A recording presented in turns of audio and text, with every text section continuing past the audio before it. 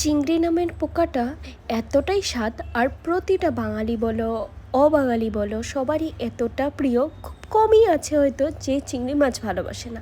তাই জন্য হয়তো জলের পোকা হওয়ার পরেও এর নাম চিংড়ি মাছ বা ইচা মাছ। আজকে তাই একটা ইচা মাছের বা চিংড়ি মাছের খুব সুন্দর রেসিপি নিয়ে আমি তোমাদের সামনে আবার এসে গেছি। আজকে বানাবো পটল চিংড়ি, তবে একটু ভিন্নভাবে। ওই একঘায়া পটল চিংড়ির মতো না, একটু ডিফারেন্টভাবে। তো ভিডিওটা দেখতে থাকো, আর আমিও তোমাদের সাথে শেয়ার করি।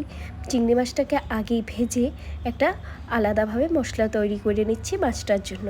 এখানে আমি দিয়েছি কাঁচা লঙ্কা, আদা আর চিংড়ি মাছের ভাজা মাথাগুলো, আর সাথে 1 চা চামচ নারকেলের গুঁড়ো। তোমাদের কাছে যদি নারকেল কোড়ানো থাকে সেটাও কিন্তু ইউজ করতে পারো।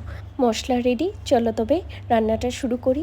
আমি গোটা গরম মশলা তেড়ে ফোড়ন দিয়ে ভালো করে ওর মধ্যে পেঁয়াজ দিয়ে ওটাকেও সুন্দর করে ভাজা ভাজা করে ওর মধ্যে একটা ছোট সাইজের টমেটো দিয়েছিলাম, আর তারপরেই ওখানে অ্যাড করেছিলাম ডোমোভাবে কেটে রাখা আলুটা প্রথমে দেবো, কেন কি আলুটার পটলটার থেকে বেশি শক্ত হয়, তাই আলুটা আগে দিয়েছি। আলুটা আধা সিদ্ধ হয়ে গেলে ওখানে অ্যাড করে দিয়েছি পটলটাও সুন্দর করে ডোমো করে কেটে আমি ওখানে অ্যাড করেছি, আর সাথে অ্যাড করেছি লঙ্কার গুঁড়োটা অ্যাড করে ভালো করে আবার মিক্স করে আমি আবার ঢেকে দিয়েছি। এবারে আলু আর পটল দুইটাই কিন্তু সুন্দর সিদ্ধ হয়ে গেছে। তারপর আবার একটু সুন্দর করে ভাজা হয়ে গেলে ওই যে করে রেখেছিলাম মশলাটা, ওই মশলাটা অ্যাড করে দেব। তোমরা কিন্তু এখানে চাইলে পোস্ত বাটাও দিতে পারো। আমি পোস্ত বাটাটা দিইনি, আমি তার পরিবর্তে নারকেল বাটাটা দিয়েছি। আর অবশ্যই কিন্তু ইচা মাছের যে মাথাটা ওটা অ্যাড করতে ভুলো না। ওটার জন্য রসাটার মধ্যে কী যে স্বাদ হয় সে আর কি বলে বোঝাবো, ওটা কিন্তু ট্রাই করতেই হবে।